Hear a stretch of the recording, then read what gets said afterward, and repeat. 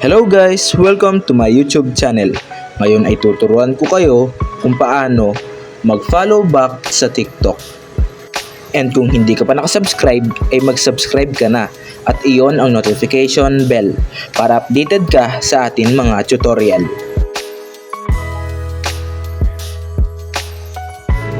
So first ay i-open nga lang natin yung TikTok.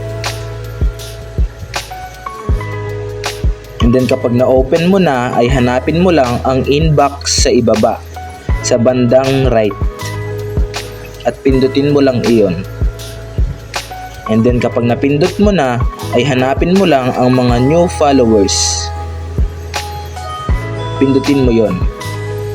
And then kapag napindot mo na, ay makikita mo dito yung mga nag-follow sa'yo. And makikita mo rin yung follow back dito at pindutin mo lang yon. And ayun lang guys, ganun lang naman kadali mag-follow back sa TikTok. Thanks for watching, subscribe me for more videos like this.